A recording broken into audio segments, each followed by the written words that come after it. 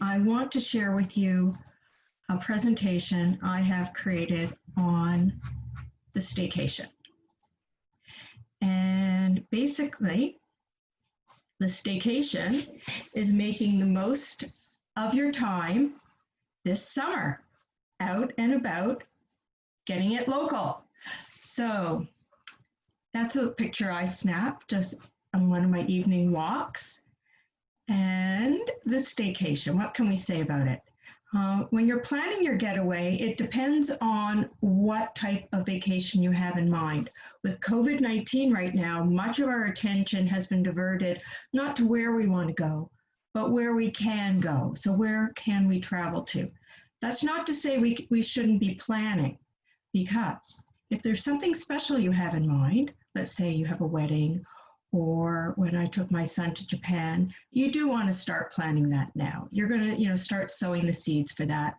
You may find going forward that a lot of the venues or events that you want to go to will have limited capacity. So you don't want to cut yourself off from opportunities. So now's the time you can certainly start planning. But where to start planning your staycation? For myself, I went local. I looked for all things Toronto, and it's basically just a click away. I started with Blog.to. I love this site, and there are many sites like this in your hometown. And when I put in day trip, this is what came up. A whole slew of options. Then I went and I clicked on one of them, and lo and behold, it came up with 50 day trips from Toronto. I'm not focusing solely on Toronto. I just want to give you an example of what you're going to find at your fingertips. And then to give you an idea, I'm not going to give you all 50, but each thumbnail would bring me to another page. And on that page, it would tell me about that destination and why I might want to go there. So with COVID-19, especially in Ontario, most of us have moved on to stage 2. Things are opening up, but if you're in the greater Toronto area, Niagara or Windsor, we're still at stage 2. So it's a little quiet for us still. However, a simple tip is to have a great staycation, keep it close to home, don't go too far, and avoid unnecessary stops. Pack a lunch, plan ahead. Here's an example for something I found for Montreal. All kinds of really quick, short day trips. The Vancouver area. Maybe you want something that's a little broader. You wanted to search anywhere within Canada. There's a site. And for the US, I love this site. I love this one.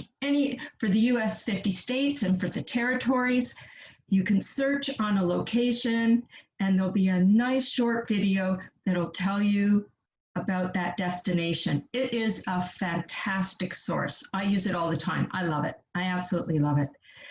And another site, great site, more governmental than the other one. That's more tourism related, the first one.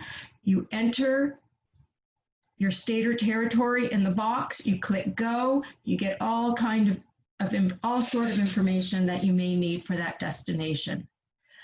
And I'm finding personally from my discussions with my colleagues and various other travel providers, tour providers, so on, Americans are booking more international travel than Canadians right now. And there's a couple of reasons. One, well, our government, I'm in Canada, it still says avoid all non-essential travel outside of Canada. And that will impact you upon coming home, under quarantine, your insurance, and I'm going to touch on that in a couple of slides. And then for the American population, you're still under level 4. So do keep that in mind. Yes, there is the capacity to travel internationally, but keep that in mind. And this site, again, before you go, put in your country, wherever you're going, put in Canada, see what the US government has to say about traveling to Canada. Put in England, France, wherever, Mexico. Mexico seems to be very popular right now with Americans. Put that in and see what the government has to say about that. Now, with respect to travel insurance, first off, always consider travel insurance. I wouldn't leave home. I wouldn't leave my home province without travel insurance. So if you're not dealing with a travel advisor, then I suggest you do some research on your own. In the States, you may want to take a quick look at Squaremouth. They're going to outline all these different insurance policies, give you an idea of what they're going to cover you for and how much it might cost. It's a great starting point. In Canada, you might want to go to Greedy Rates just to start. That is if you're not already dealing with a travel advisor who can help you out. So key, I'll say it again and I'll say it over again, and I repeat myself many times on this, do not rely on your old travel insurance. Your insurance was probably acquired pre-COVID-19, and a lot of people are relying on their old policies, or they're relying on the information that they have from their credit card companies with respect to any travel their credit card may afford you. The thing is, COVID-19 is a known event. So unless you've taken out a separate policy that's going to specifically cover you for the coronavirus, and you're going to be traveling, you should be considering purchasing cancel for any reason insurance. It's, as the name suggests, for any reason. That doesn't mean you're going to get back 100%. You may or you may not. Sorry about that. I turned my phone off, but so anyways, you may or you may not get back 100%, but nevertheless, usually you're looking at about 70% back. So in Canada, the travel advisory went out March 13th.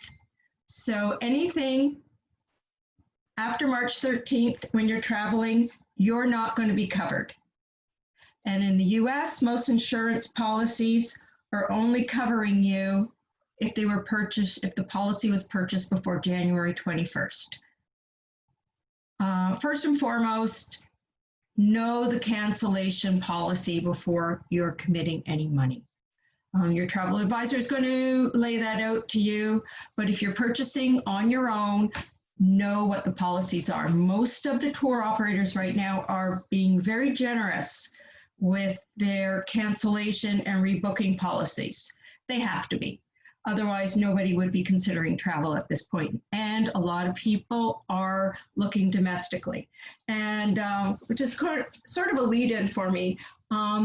In a couple of weeks, I'm going to be having a guest from G Adventures, and Ernie will be speaking to domestic travel and some amazing opportunities for domestic travel in both Canada and the United States. As it stands right now, I think we may be focusing on the Canadian Rockies, traveling from Calgary to Vancouver for the Canadians. And for the Americans, I know that they have a fabulous, absolutely fabulous tour of Denali.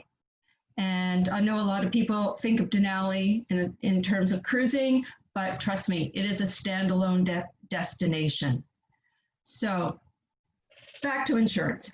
Travel insurance is intended to protect you against the unexpected.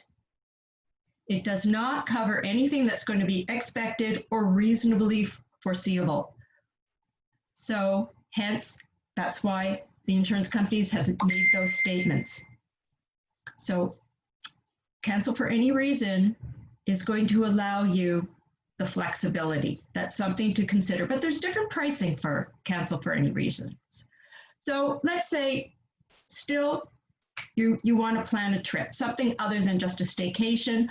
Focus on the basics. Where do you want to go? For how long? If you're not speaking with an agent, again, be sure, brush up on all cancellation policies, all the cancellation policies.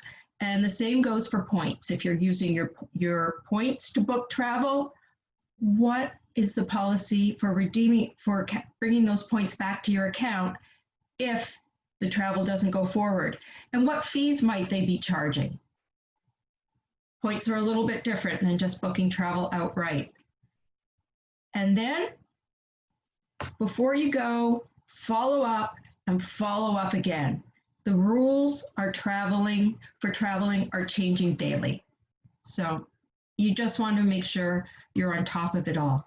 So if you're not working with an agent, I suggest you book your hotels directly with the properties, you book your flights directly with the airlines, and whether you decide to book internationally or domestically, always book with accredited and respected suppliers. You're not going to have headaches, or you're going to have very few headaches. And again, this is at the end of the presentation, short and sweet. If you have any questions whatsoever, please feel free to reach out to me on Facebook or by email.